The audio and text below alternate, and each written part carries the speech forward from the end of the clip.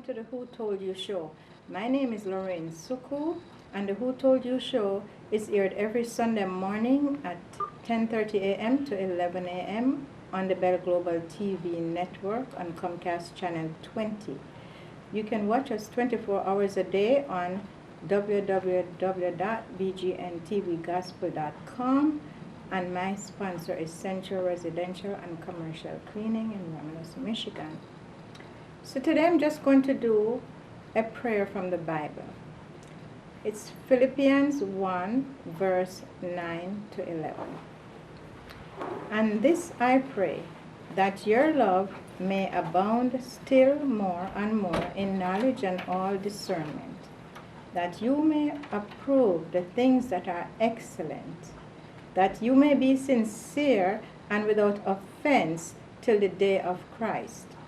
Be filled with the fruits of righteousness, which are by Jesus Christ, to the glory and praise of God. Bless this session today, Lord, and grant each of us a blessing as we come together, as we gather in your name, or come together in your name. Amen.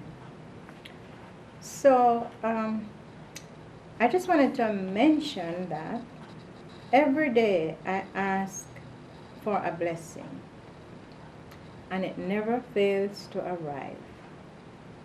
So today I ask for a blessing for everyone who is watching, and I hope you get your blessing. I pray that you do get your blessing. And what I wanted to say about my blessing is it keeps me closer to God. It keeps me positive. It keeps me expecting something from Him to arrive, and it always does. It never fails. So, and the reason why I'm saying that is because today I'm going to talk about the power of words. The words have power, a great deal of power.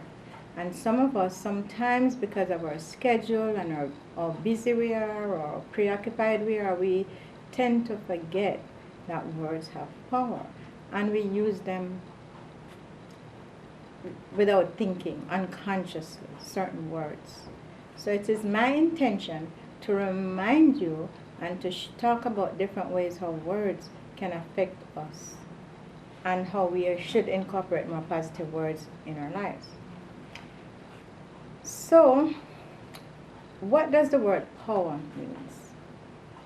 Power can mean the ability to influence the behavior of others or to control people and events, and can also be to force something or someone. Having power over another. Words does have power. I think we can all agree on that. But why do we use negative words if we know that they have power? They can actually make negative things occur in our lives. So it can mean so many things to different people.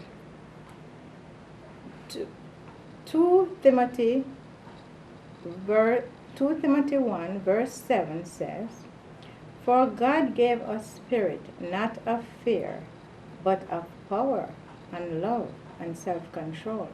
So how do we incorporate love, the power, and self-control in our lives on a daily basis? And it's not easy to do.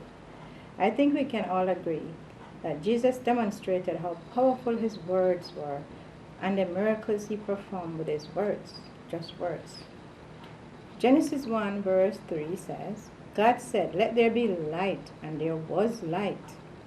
In my early years, I used to read every book I could find on positive thinking. You had the power of positive thinking, inspirational books, so many different books they have. So there was a lot of information on the what and the whys, but not so much on the hows. So I went in search of the hows, and I'm still searching for more and more hows. Hows meaning how to do, how to get, how to have. But why did I do this? I decided years ago that I was at a certain level and I wanted to get to another level and another level, and that is growth. And I wanted to get closer to God, to build an intimate relationship with Him. But I wanted to improve the quality of my life as well. So I wanted to be a better parent. I wanted to be a better friend. I wanted to be whatever was better. It's not to say that I've arrived. It is to say I am growing in that direction. And we should all be growing in a similar direction. We want to make our life better for the people we have to live with, to deal with on an everyday basis. So on my journey, I discovered that the Bible has everything we need in it. It's just that we don't know how, some of us don't know how to follow the principles laid down in it so we can have a better life. So I would go to church sometimes and come out and still wonder, how? So how am I able to forgive someone when I'm angry with them? How am I able to accept the things I cannot change, like that verse in those verses in the Bible, to accept the serenity prayer? How do we do that? How do we learn? How do we use the principles in the serenity prayer and live by them?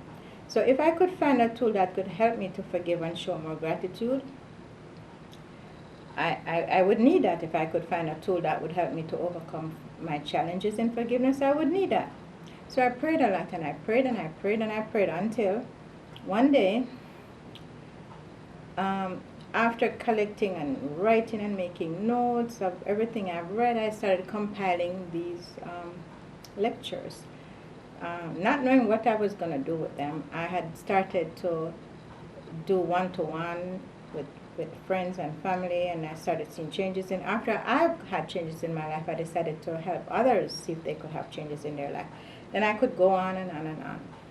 So at that point, I decided, well, I have all this knowledge, and I've acquired all this knowledge. What am I going to do with it? And I see that so many people had issues with how they talk and how they speak and how they forgive and how they show gratitude.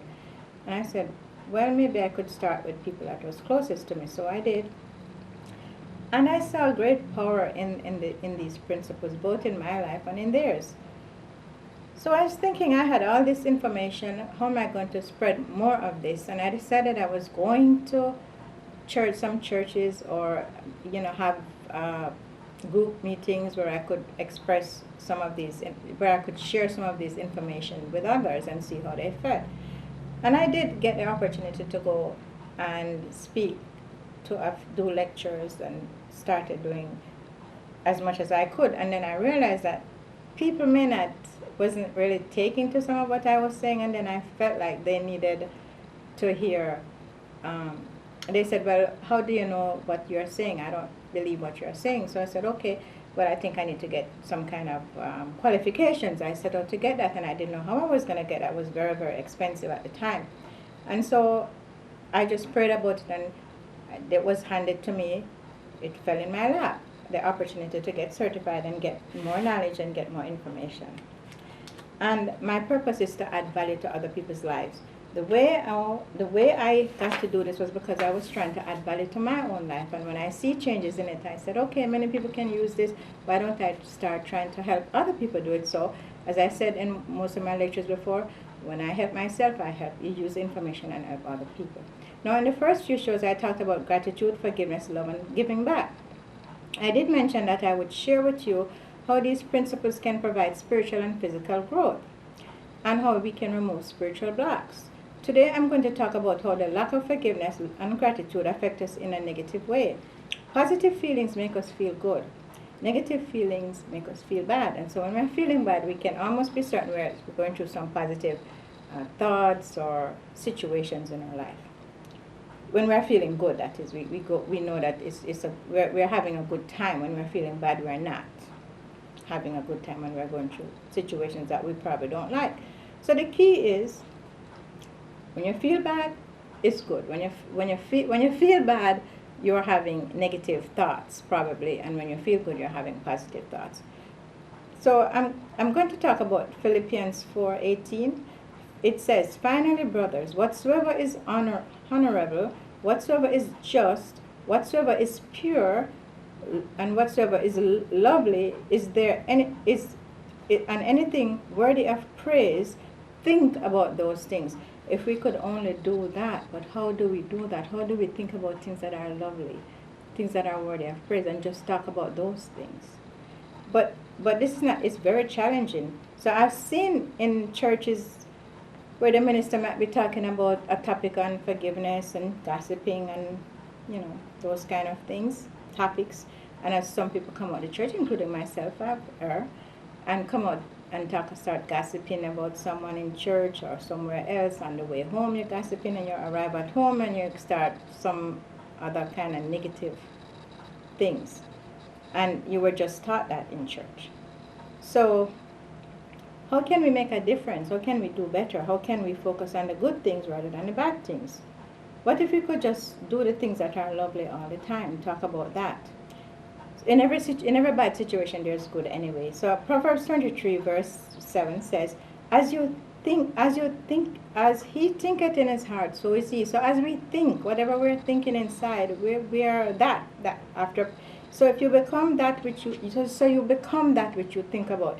Your dominant thoughts become your reality.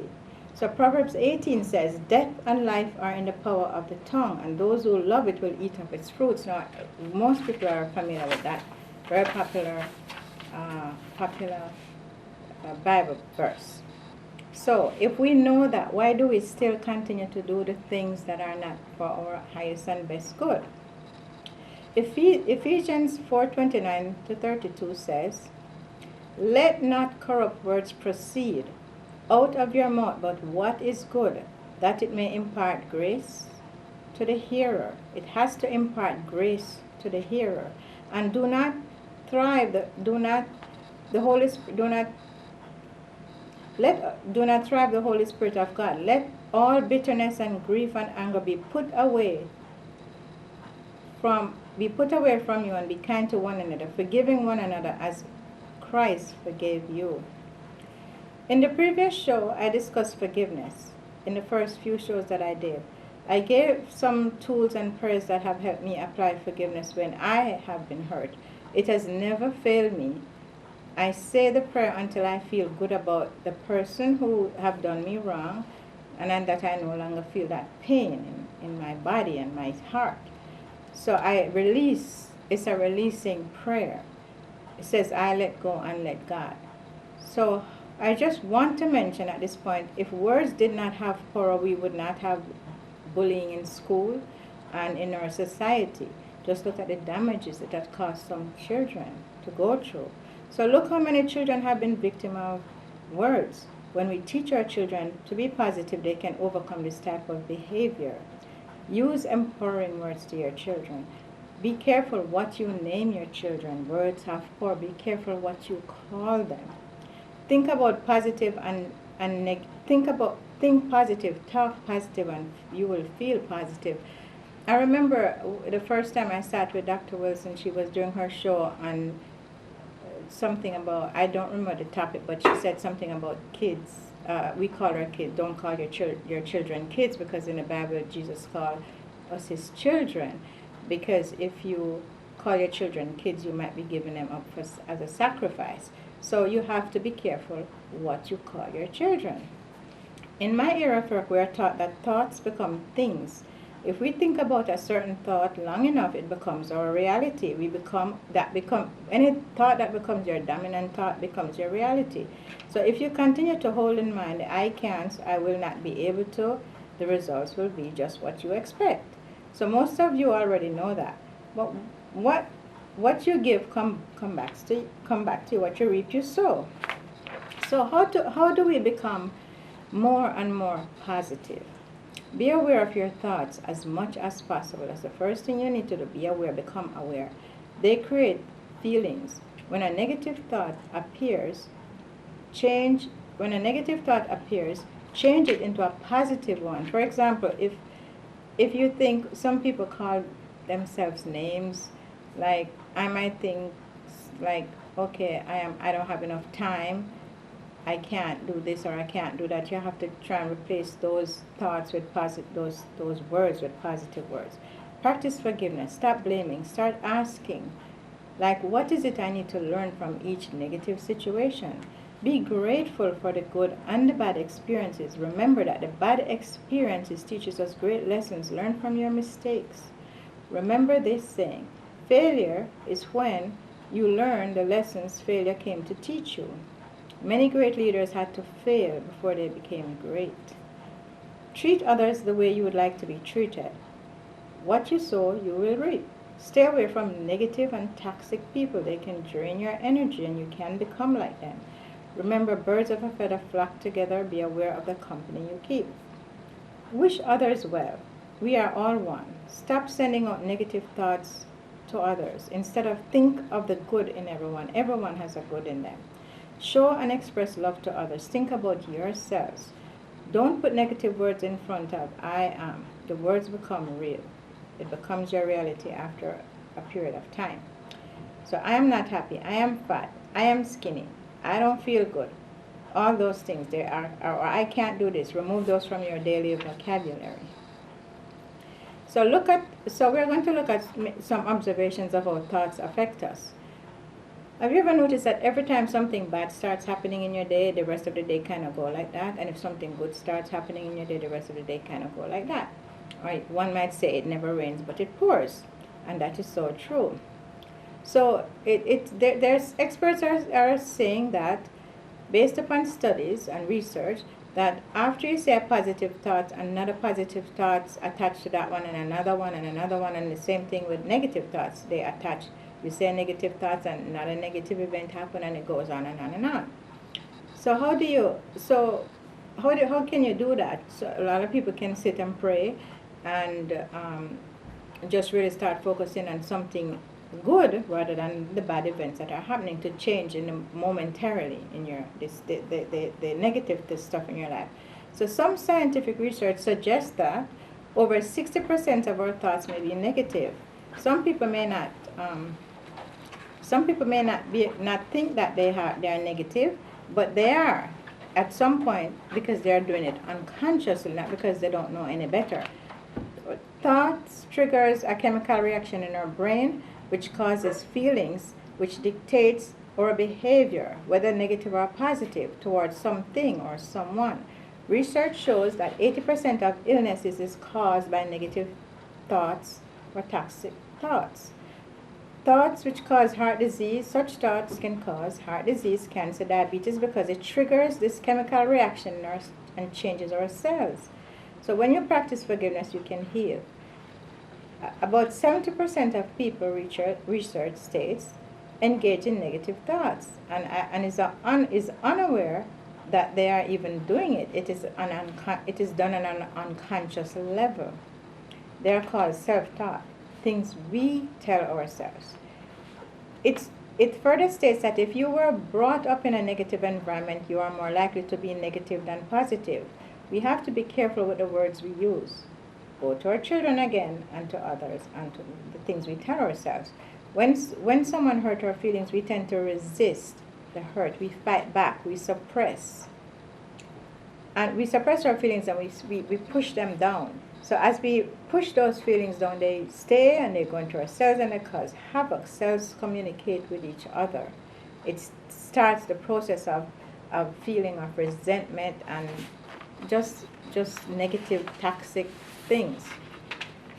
So I wanted to read this verse.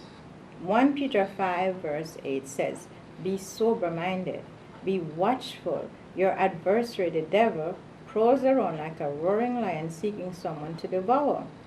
Beware of your thoughts. It takes work, but it will pay off handsomely in the end. Awareness is the key. Make a conscious decision to watch your thoughts.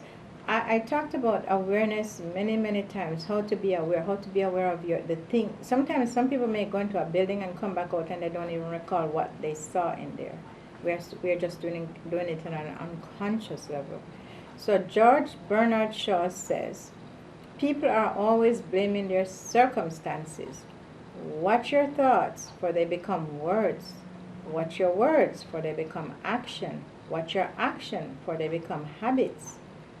Watch your habits, for they become your character. Watch your character, for they become your destiny. So negative thoughts are toxic and they can kill you. So I'm going to show you what I mean by that. So there's this Japanese doctor named Dr. Masaru Emoto. I just call him Dr. Emoto. Dr. Emoto discovered that he did some scientific studies with water, and because our body is made up of more than maybe 70% of water in our blood and in our body, he's suggesting that what is in our body, it consists of water, and we can have the same effect on our body. And he talks about positive thinking, and this is what he says. He says, so if you notice this, it says thank you. We talked about gratitude and the effect gratitude has on your body. Gratitude, you can see how gratitude, when you say thank you, this is what your cells should look like. So this Emoto's experiment with water says what has Dr. Emoto at the forefront of the study of reality is proof that thoughts and feelings affect physical reality by producing different focused intentions through written and spoken words and music, and literally presenting it to the same water samples. The water appears to change its expression. Essentially, Dr. Emoto captured water's expressions. He developed a technique using a very powerful microscope in a very cold room, along with a high-speed photography, to photograph newly formed crystals of frozen water samples from extremely polluted rivers, directly to express the state the water is in. And so what he discovered was how when you show love and appreciation, this is how your cells change in your body. This is what it would look like. Now when you're not showing love and affection, you might be saying something like, you make me sick. Or you're telling someone, when we're talking about thoughts, that's why I said thoughts can kill. This is what it can look like, your cells. So then he wrote something about the water molecule after prayers, and I thought this was kind of interesting, so I wanted to share that. So this one is before prayer. You can see how the water is darkened. It's like, doesn't have a shape really, so it's just there. So if you look at the one after, this one was before prayer. They prayed before they pray over this particular water. This is what it was looking like. Then they prayed. So after praying, this is what the water looked like this. So you can see a big difference in the shape. They're saying it forms a crystal. After it was frozen, we took the picture with specialized photography, and this is what he saw. And they were also using different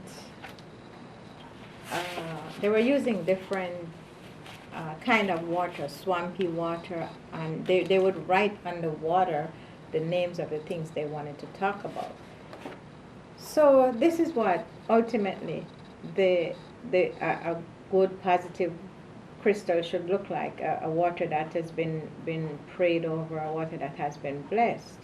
So a lot of times some people, at least not everyone, we tend to bless our food, but we forget to bless our water. And even though there might be negative connotations about every topic you could even think about discussing, you have to look for the good in the topics, not the bad. You have to pick out what's good, what's worthy of being talked about, what's worthy of adding value to someone's life. So I just wanted to just go through some information that Emoto said about positive thinking. So he proves the magic of positive thinking. He said, Dr. Emoto says, is an alternative healer from Japan who has given the world very compelling evidence of the power of positive thinking. He said, Dr.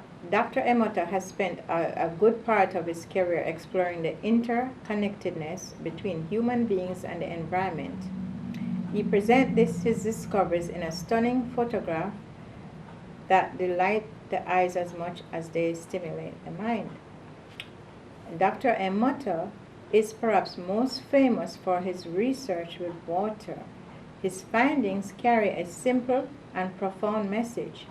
Don't underestimate the power of thoughts. They have the ability to transform the world. Dr. Emoto's water molecule experiments. Most people heard of Dr. Emoto in 2004 when the hit movie What the Bleep Do We Know was released. In the documentary film, Dr. Emoto's findings on the energy of thoughts demonstrated. The energy of thoughts are demonstrated. His central premise was put forward in that human beings can affect the shape and molecular structure of water just through conscious intention. He demonstrated this in two ways. First, he showed images of water molecules from the Fujiwara Dam before and after they were blessed. He then showed the impact of labeling bottles of water, bottles of distilled water with thoughts. Some bottles feature positive thoughts while others feature negative ones. He then freezes content from each bottle and photographed them at 0 temperature using a high-powered microscope, and that is how he got these shapes. And ultimately, this is the crystal that our body should have. This is what our body should look like after positive thinking. So if you think of the ability to not be able to continuously think positively, then it's so important. And it is I just was so glad to bring this information to you today, because I promised I would show you how it can scientifically change your body, and the way we think affects the outcome of our life, pretty much. So thank you for joining us today, and have a great morning, afternoon.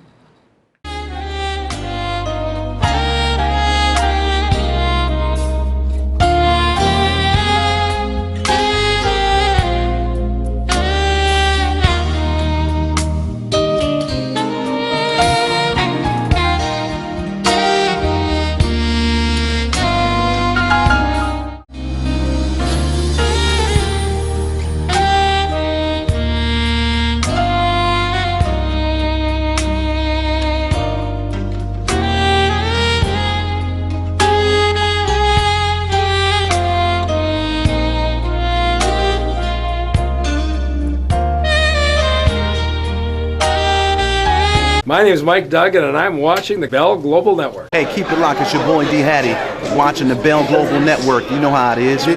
Hi, I'm Charlie Langton, and you're watching the Bell Global Network. Hi, this is Martha Reeves, and you're watching Bell Global Network.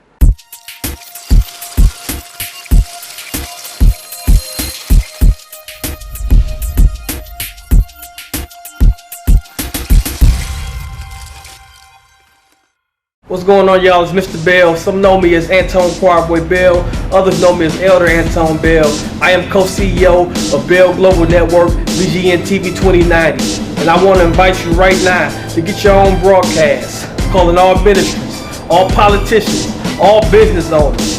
Get your own broadcast right now, starting at $99. And if you have an idea for a TV show, we can bring your idea to reality. We have packages available that includes production and facilities. Also, we have advertising packages starting at little $25.